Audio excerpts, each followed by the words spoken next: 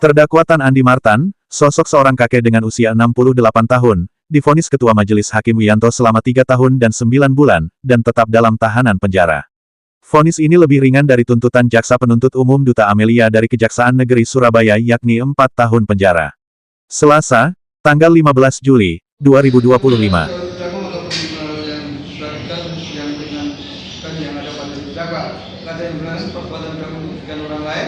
Ada yang meringankan, terdakwa belum pernah hukum, terdakwa sikap sopan, terdakwa masih tidak mengenal lagi. Menimbang oleh karena terdakwa perhatikan pasal 374 KUHP junto pasal 64 ayat 1 KUHP dan Undang-Undang Nomor 8 Tahun 1998 tentang pemajaran pidana serta peraturan perundang-undangan yang bersangkutan.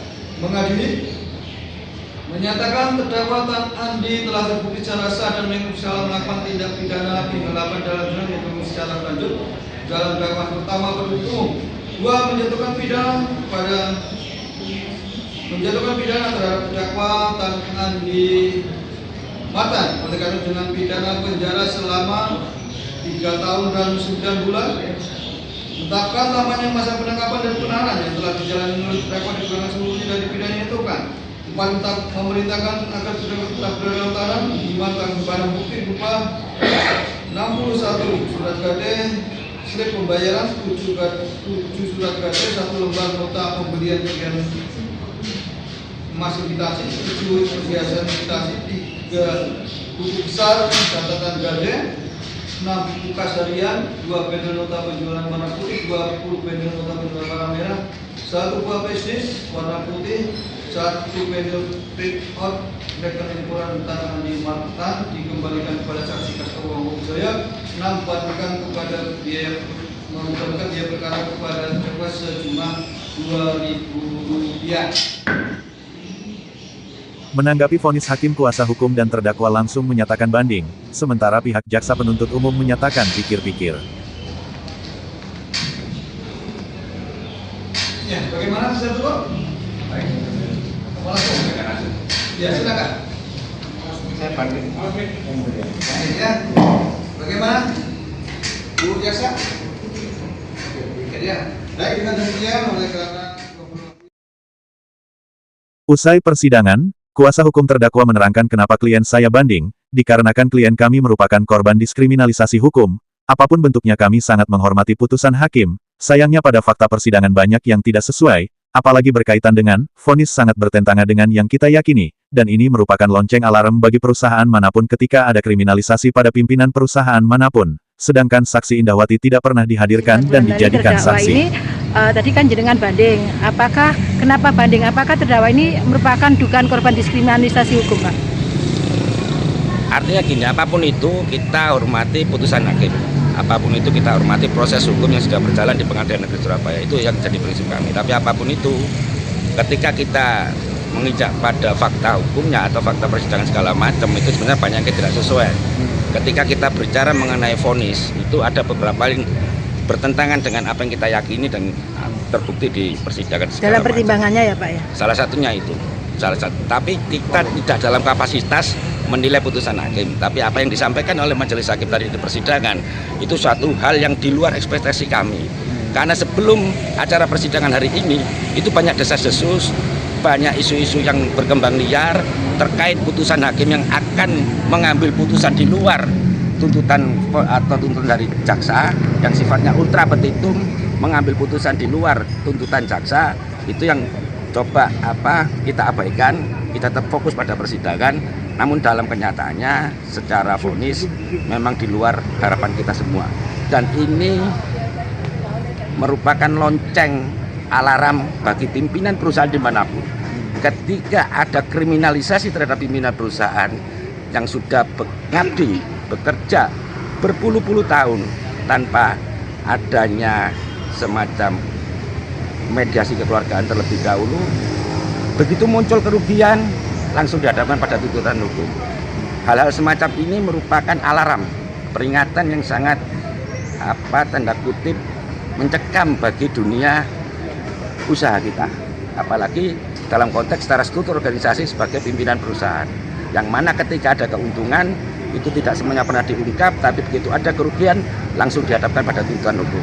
Pak, apakah selama ini ada nggak perdamaian, intinya duduk bersama sebelum ke langkah hukum? Itu yang kami harapkan sebenarnya, tapi mediasi itu hanya sifatnya lip service saja, jadi tanpa pernah ada realisasinya.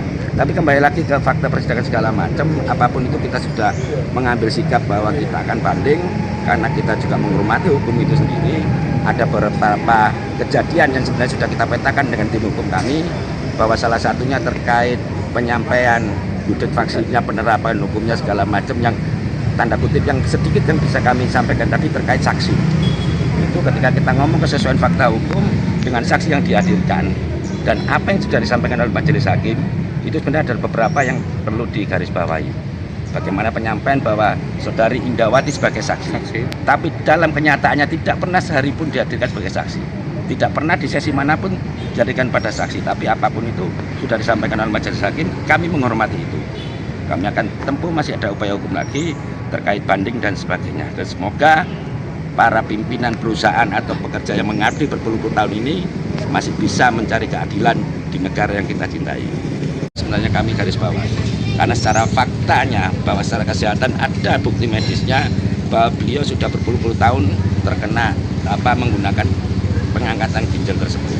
Tapi ternyata itu tidak dijadikan fakta istilahnya unsur pemaaf. Semuanya berdalil normatif, semuanya berjalankan satu sisi, yang apa sudah kita upayakan itu tanda kutip tidak dijadikan pertimbangan hakim dalam memutus. Kurang lebih berjalan hampir 53 tahun. 53 tahun. Makanya apapun itu melihat hasil vonis ini dari kacamata lain, sudut pandang lain, bahwa ini alarm bagi pengelola perusahaan, pemimpin perusahaan yang pendekatannya adalah bisnis, baik itu usaha perorangan atau badan hukum lainnya, itu akan berbahaya ketika sudah mencakup pernyataan kerugian yang dinyatakan secara sepihak.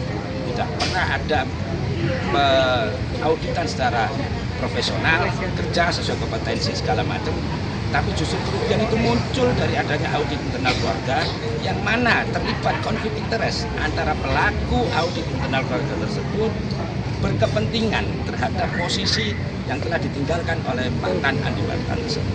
Melihat beda kepentingan dan terjebak antara arus kepentingan tersebut, sama sekali tidak dijadikan hakim dalam memutus dalam amar putusannya atau pertimbangan majelis hakim. Itu yang kami sesalkan. Tapi apapun itu, karena vonis sudah dikatakan, kita akan lakukan upaya hukum lainnya. Sejak awal bahwa ini adalah pendekatan manajemen keluargaan, dan kami sampaikan, kami tegaskan di sini, tidak pernah ada penempatan modal yang dijadikan sebagai modal awal dan sebagainya. Itu tidak pernah terjadi. Justru karena olah pikir dan kerja keras dari Pak Tan untuk mengusahakan segala sesuatunya dari hal yang dengan modal kecil bisa bertambah segala macam, itu justru sepihak semuanya dilakukan oleh Pak Tan Andi Martan.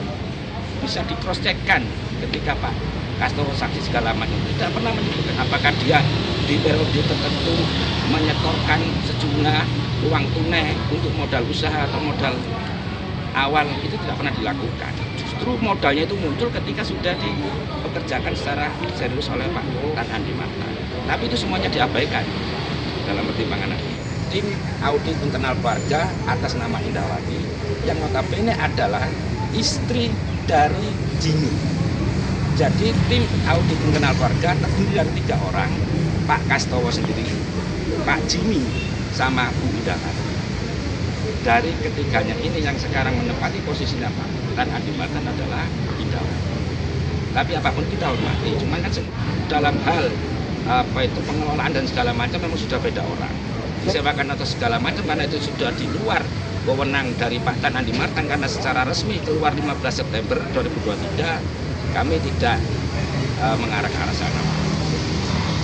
Yang jelas sampai sejak Pak Tan keluar itu masih dikelola oleh Pak Kastowo sendiri. Sebagai bahan pertimbangan tim audit internal dalam memutus atau menyatakan timbulnya kerugian, sehingga secara sepihak apa-apa yang telah dikeluarkan oleh Pak Tan Andi Martan terkait biaya rumah tangga pemilik, terkait istri pemilik yang tiap bulan minta jatah segala macam, itu tidak dijadikan bahan pertimbangan. Tapi karena konteks sejak awal kita pendekatannya adalah sistem manajerial secara kekeluargaan, tapi sampai hari ini pun sampai tadi dibacakan putusan itu sama sekali tidak disinggung, dan semuanya saya pikir secara hasil kita akan melakukan upaya semacam penyelesaian yang sifatnya bisa diterima semua pihak ketika itu memang mengandung unsur kerugian, apalagi mengandung pidana yang terkait pekerjaan pengelolaan sebuah manajerial perusahaan. Itu harusnya secara objektif bisa dimaknai sebagai pendekatan kekeluargaan terlebih dahulu, baru kemudian ketika tidak ditemukan mediasi segala macam bisa diarahkan ke penyelesaian secara hukum. Tapi apapun itu, ketika ngomong penyelesaian secara hukum itu semuanya didasarkan atas kerugian. Munculnya kerugian harusnya secara objektif diketahui atau disampaikan oleh pihak yang benar-benar objektif dalam hal tersebut, misalkan angkutan publik segala macam, sehingga menjauhkan kriminalisasi terhadap sebuah pekerjaan yang dalam hal ini adalah pengelola sebuah, adalah keluarga dari pelapor sendiri, yang faktanya sampai hari ini justru yang menjadi atau mengganti posisi fakta dan jabatan tersebut hukum lain. Nama lengkap Pak? Pak, saya Roni.